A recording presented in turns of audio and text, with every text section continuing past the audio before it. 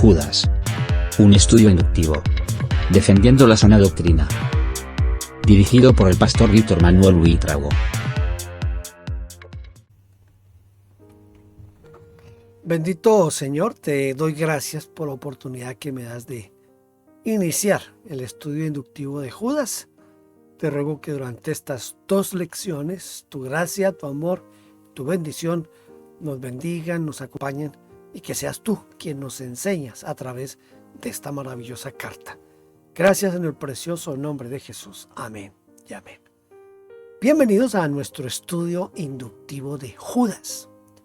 Judas es una carta apasionante por varias razones. Vamos a tratar de sacar el máximo provecho. No son sino 2 lecciones las que vamos a tomar de Judas inductivo, porque es una carta corta. Inclusive en la mayoría de la Biblia no viene dividida o no dice capítulo 1, sino solamente los versículos, pero se acostumbra dentro de los estudios bíblicos a escribir como si fuera capítulo 1. Por eso vamos a estudiar hoy capítulo 1, del versículo 1 al versículo 11. En realidad vamos a estudiar del versículo 1 al versículo 11. Entonces vamos a iniciar nuestro estudio de Judas, la carta del apóstol Judas, el hermano del Señor Jesucristo. ¿Quién fue Judas, el autor de esta epístola? En el Nuevo Testamento encontramos varios personajes que llevan el nombre de Judas. Tenemos en primer lugar a Judas el Iscariote, que es el más conocido y está descartado de que sea el autor de la carta de Judas. Él no pudo haber escrito esta carta porque él se suicidó, ¿verdad? Tenemos otro que es otro que Jesús tuvo de los 2 discípulos con el nombre de Judas. Note que uno de los evangelistas dice, le dijo Judas, no el Iscariote. O sea, está mostrando que habían 2 Judas en el grupo de los discípulos. El Señor, ¿cómo es que te manifestarás sino a nosotros y no al mundo? Tenemos otro Judas que es el propietario de una casa en Damasco donde se encontraba Saulo de Tarso después de que Jesús se le apareció en el camino. Cuando Dios le dijo a Ananías, levántate y ve a la calle que se llama Derecha y busca en casa de Judas a uno llamado Saulo. Esto dice Hechos 9:11. Tenemos un cuarto Judas, que es un hombre principal de la iglesia de Jerusalén. Dice, entonces pareció bien a los apóstoles y a los ancianos con toda la iglesia elegir de entre ellos varones y enviarlos a Antioquía con Pablo y Bernabé, a Judas, que tenía por sobrenombre Barsabás, y a Silas, varones principales entre los hermanos. Entonces hasta aquí ya tenemos 4 Judas, ¿verdad? El Iscariote, el otro Judas, que está en el grupo de los 12. Tenemos a Judas, el propietario de la casa donde estuvo Pablo, después de que se encontró con Jesús en el camino de Damasco. Y tenemos a este cuarto Judas, que es un Judas que era un hombre principal en la iglesia de Jerusalén. Pero tenemos a un quinto Judas, y este Judas es el hermano del Señor Jesús. Dice el Evangelio de Marcos, ¿no es este el carpintero, hijo de María, hermano de Jacobo, de José, de Judas y de Simón? ¿No están también aquí con nosotros sus hermanas?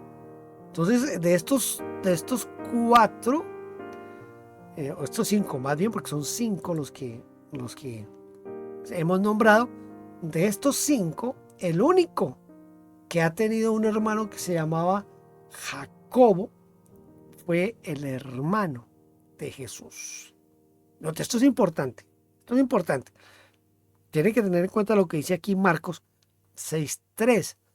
Dice, este es el carpintero hijo de María, hermano de Jacobo. ¿Cómo se llamaba? Jacobo. El otro hermano se llamaba José. Y Judas, que es el que está en cuestión. Y ese tenía otro hermano también que se llamaba Simón. Entonces, de estos 5, el único que ha tenido un hermano que se llamaba Jacobo fue el hermano de Jesús. Por eso dice la epístola, cuando comienza, dice, si seguimos esta pista, desde luego, ¿no? Dice que Judas, siervo de Jesucristo y hermano de Jacobo. Entonces, siguiendo esta pista, se supone que este es el autor de la epístola. Quiere decir que este Judas, del que estamos hablando aquí, es hermano del Señor Jesucristo. ¿A quiénes dirigió su escrito Judas? Este escrito fue dirigido a los llamados, a los santificados en Dios Padre y guardados en Jesucristo. Esta es una de las descripciones más hermosas de los miembros de las iglesias. Mire, llamados, santificados y guardados. ¿Ah? Tremendo para una predicación, ¿verdad? Voy a leer ahora en Judas, voy a leer en el Judas versículos 3 y 4.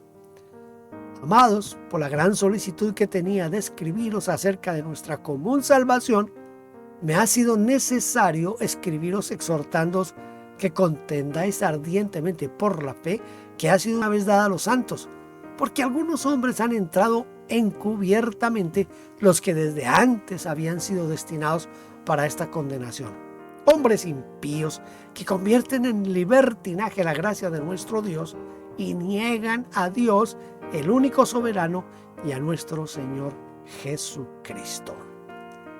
¿Qué significa cuando Judas nos habla aquí de la gran solicitud de la que él está hablando en este momento? ¿Qué significa una gran solicitud de escribir? Tener una gran solicitud es tener mucho empeño. Por lo menos así dice la Biblia de Jerusalén. Mucha diligencia, dice la Biblia textual. Gran deseo, dice la versión Nieto. O sea, tenían diligencia, deseo de escribirles sobre nuestra común salvación. Es probable que Judas estuviera tan preocupado por los peligros que estaba expuesta a la iglesia que sentía una gran urgencia de escribirles. Es que no era para menos, eran tiempos complicados, tiempos difíciles. Por eso es que tiene que hacerlo con urgencia. Más o menos lo que está pasando hoy en día. ¿Qué o a qué nos exhorta Judas? Nos exhorta a contender ardientemente por la fe. ¿Qué es contender?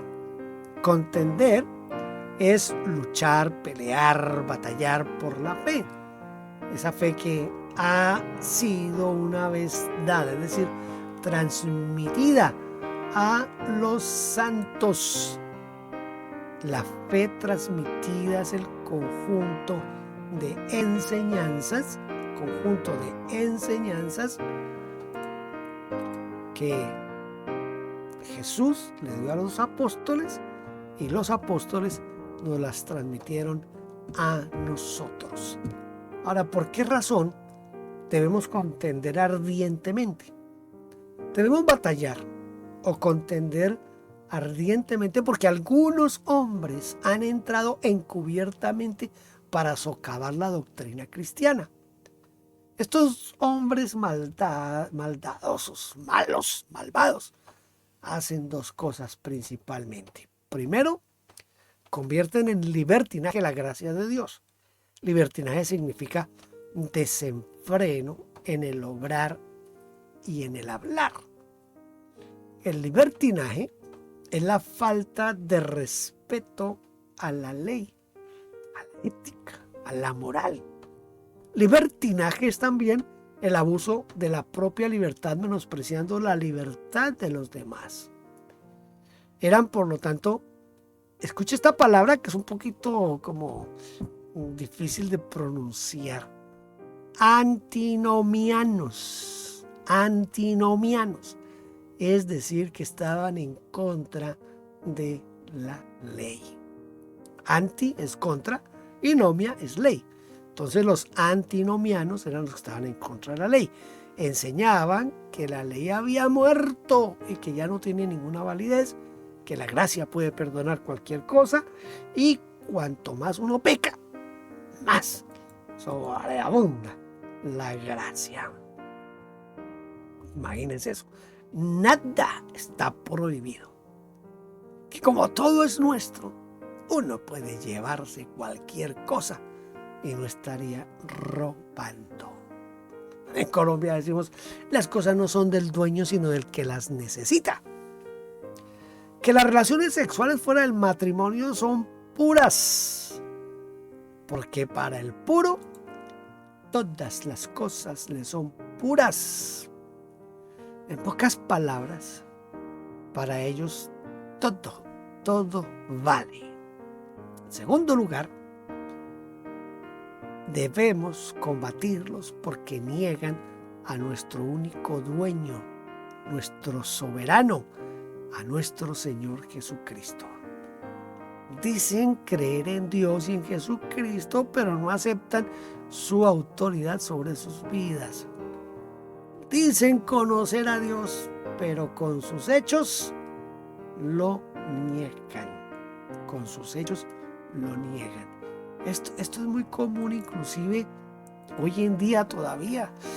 El libro de Judas cobra una relevancia muy importante en nuestros días, porque todo lo que se denuncia en Judas es lo que está pasando en la iglesia de hoy. Sí, de hoy, de nuestro tiempo. Eso es lo que pasa en la iglesia. Es triste y desafortunado, pero así es. Versículos 5 y 7, o 5 al 7 más bien. Mas quiero recordaros, ya que una vez lo habéis sabido, que el Señor, habiendo salvado al pueblo sacándolo de Egipto, después destruyó a los que no creyeron, y a los ángeles que no guardaron su dignidad, sino que abandonaron su propia morada, los ha guardado bajo oscuridad en prisiones eternas para el juicio del gran día, como Sodoma y Gomorra y las ciudades vecinas, las cuales, de la misma manera que aquellos, habiendo fornicado e ido en pos de vicios contra naturaleza, fueron puestas por ejemplo, sufriendo el castigo del fuego eterno. Del fuego eterno. Esta parte es bien tremenda. ¿Qué quiere Judas? Que recordemos. ¿Qué es lo que quiere Judas? Que recordemos a ver. Sí, ¿qué es lo que quiere Judas? Que recordemos de los ángeles y de esas ciudades. Él quiere que recordemos el terrible castigo que recibieron los que tuvieron una conducta semejante. Primero, a ver, se me perdió aquí mi cursor. Primero, del pueblo que Dios salvó. ¿A quiénes? Allá en Egipto, ¿se acuerdan? Dios destruyó a los que no creyeron. Varios. Es más, lo que la Biblia nos dice es que toda una generación quedó muerta en el desierto por no creerle al Señor. Viene una segunda parte que ha sido bien controvertida, de los ángeles que no mantuvieron su dignidad o rango y abandonaron su morada y fueron condenados a la oscuridad en prisiones eternas. Y tercero, Judas también quiere que recordemos las ciudades de Sodoma y Gomorra que se habían degenerado tanto, se han pervertido tanto, que sufrieron el castigo del fuego eterno. Aunque déjeme decirle que lo que pasó en Sodoma y Gomorra, eso no es nada comparado con lo que pasa hoy en nuestra sociedad con tanta maldad y tanto homosexualismo y lesbianismo. ¿Qué son los vicios contra naturaleza? La frase los vicios contra naturaleza es un poquito difícil de traducir, porque literalmente en el griego lo que dice es ido en pos de carne diferente, oyendo tras carnes extrañas. Es decir, que significa más bien tener relaciones sexuales con animales, los cuales tienen una carne diferente a la del ser humano, desde luego. Aunque claramente vemos que el problema con Sodoma y Gomorra fue la práctica de la homosexualidad. De aquí es donde viene el término sodomía, que significa relación sexual entre hombres, que para Dios fue tan grave que destruyó estas ciudades con fuego, sea cual fuera el significado. Ambos son vicios contra naturaleza. Contra naturaleza. Esto del homosexualismo ha tomado un auge que es sorprendente. Hoy no hay una sola película, no hay una sola serie de televisión que no traiga relaciones homosexuales. Cualquier televisión, si usted tiene plataformas como Netflix, como Prime, como Disney, como todas esas plataformas que hay para ver películas y series, usted va a encontrar que yo creo que el 99.9% de esas series, todas traen una pareja de homosexuales o de lesbianas. Esto es un auge de lo más terrible. Así que lo que pasó en Sodoma y Gomorra en realidad no era nada comparado con lo que está pasando hoy en nuestro mundo, en nuestra sociedad. En los países en Sudamérica se está luchando para que no se impongan en las escuelas clases donde se les enseña a los niños que ellos pueden cambiar de sexo cuando apenas tienen 3, 4 años de vida.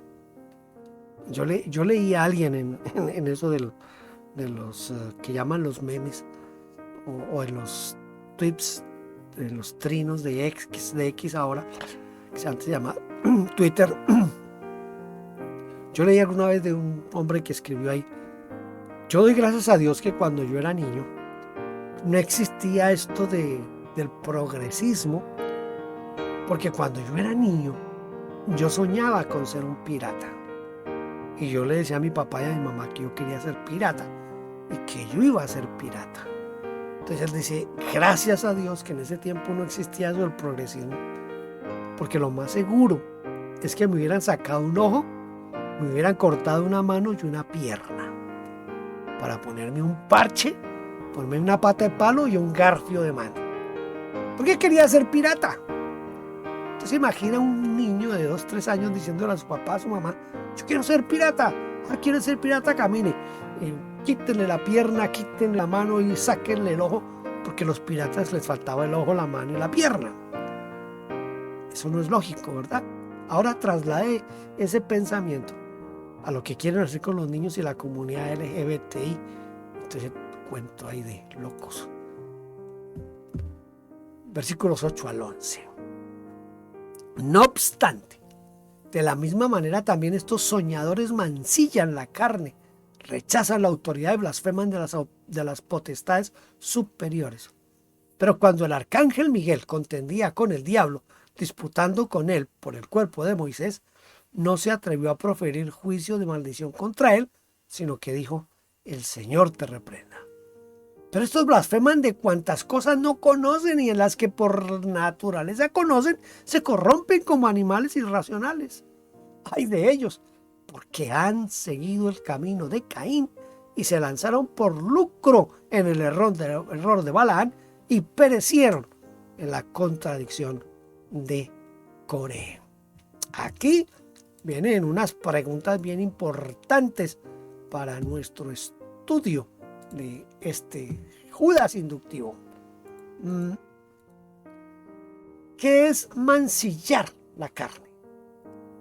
Mancillar significa deshonrar, dañar el buen concepto que se tiene de alguien, es estropear, es afear algo, contaminarlo. La palabra carne, que es del griego sars, se traduce también por cuerpo físico, naturaleza humana, humanidad, descendencia natural humana, el hombre como tal. Entonces, esto es bien tremendo. 3 cosas que hacían los soñadores. ¿Qué cosas eran? Los soñadores son los que fantasean sin tener en cuenta la realidad. Y hacían 3 cosas. ¿Cuáles eran? Como no tienen nada de la realidad. Primero, promovían la degeneración del ser humano. Por eso dice, mancillan la carne. Segundo, rechazaban la autoridad. La palabra rechazar en el griego significa despreciar, pasar por alto, anular, romper un compromiso. Y tercero, blasfemaban las potestades superiores. Es decir, que maldicen a los seres celestiales, dice la Nueva Versión Internacional. Literalmente dice, blasfeman las glorias. Probablemente se refiere a los ángeles a quienes insultaban.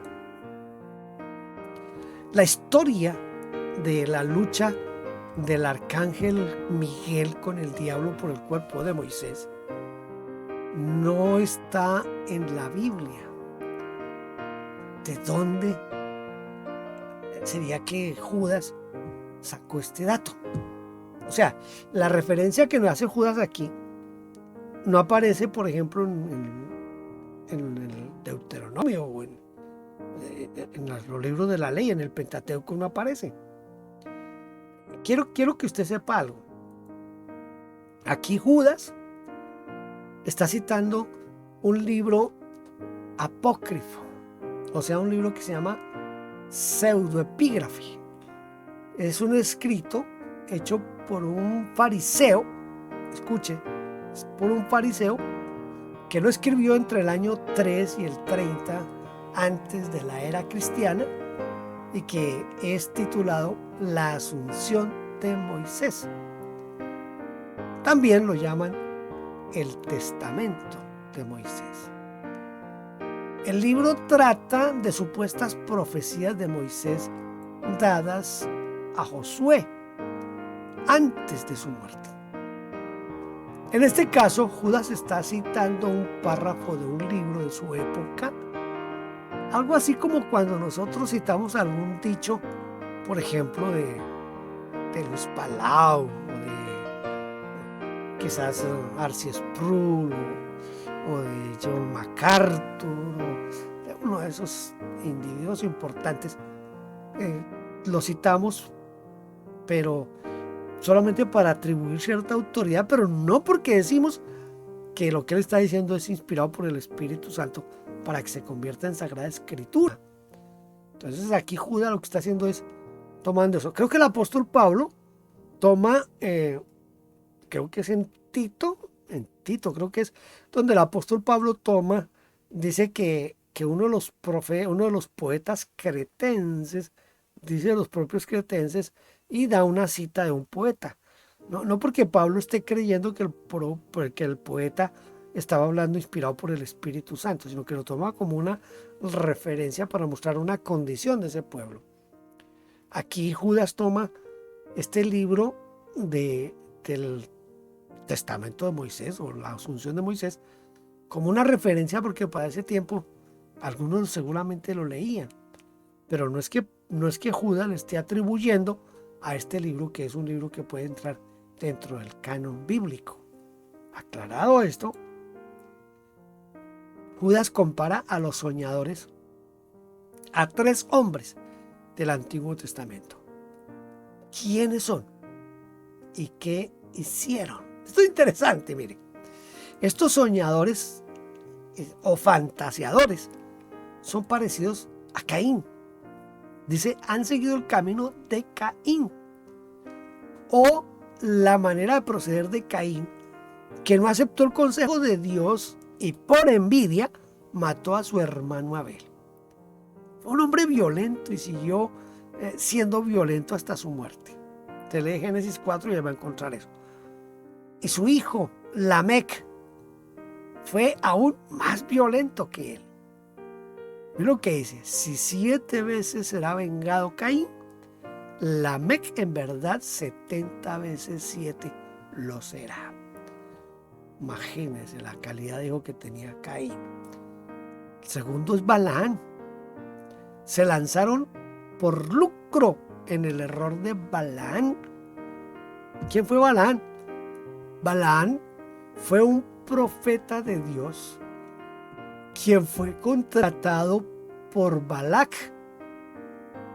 ¿Para qué?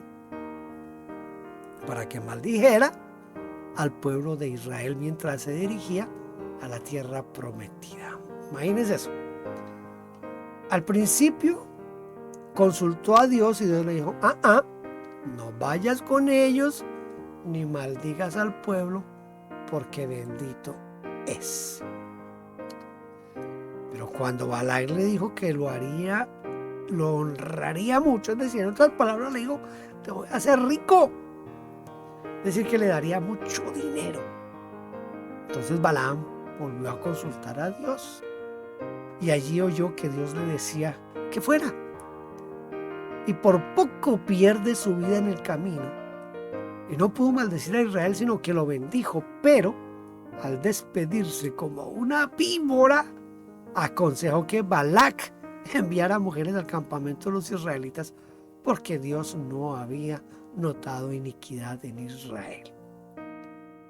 Lea Números 23 y va a encontrar toda esta historia. Y como el pecado debilita y destruye, intentó debilitarlo por dentro. Mira lo que dice la escritura, Números 25, dice, el pueblo empezó a fornicar con las hijas de Moab, las cuales invitaban al pueblo a los sacrificios de sus dioses, y el pueblo comió y se inclinó a sus dioses. Números 25. El camino de Balaán fue la codicia y el amor al dinero. Tercera joyita, Coré. Perecieron en la contradicción de Coré. Coré mandó a un grupo de 250 varones príncipes de la congregación de los del consejo, que dice la Biblia, varones de renombre, para oponerse a Moisés y a Aarón y echarlos diciendo, basta ya de vosotros, porque toda la congregación es santa y en medio de ellos está Jehová. ¿Por qué pues os levantáis vosotros sobre la congregación de Jehová? Esto dice en Números 16. Ellos querían desplazar a Moisés y Aarón y gobernar la congregación sin tener en cuenta que ni Moisés ni Aarón se hicieron líderes a sí mismos. Se les olvidó un detallito así de pequeñito, que fue Dios quien los eligió y los puso al frente. El resultado final fue que se abrió la tierra abrió su boca y los tragó a ellos, a sus casas, a todos los hombres de Coré y a todos sus bienes. Y ellos, con todo lo que tenían, descendieron, escuche, vivos al Seol, y los cubrió la tierra y perecieron de en medio de la congregación. Lea todo lo que es Números 15 y 16 y va a encontrar aquí todas esas cosas. Vamos a tratar de memorizar un texto que está bastante fácil. Es muy fácil de aprenderlo. Está en el versículo 3. Amados, por la gran solicitud que tenía de escribiros acerca de nuestra común salvación, me ha sido necesario escribiros exhortándoos que contendáis ardientemente por la fe que ha sido una vez dada a los santos. Un poquito largo, pero usted ya sabe. todo lo que tiene que hacer es leerlo una vez, leerlo otra vez y volverlo a leer hasta que se va quedando aquí en nuestro cerebro. Hemos terminado nuestra lección número 1 de Judas inductivo. Nos queda una lección, son solo 2 lecciones. Espero que las disfrutemos y las aprovechemos. Dios la bendiga. Gracias por vernos. Déjenos su huella suscribiéndose y comentando. No olvide campanita y compartir. Dios la bendiga.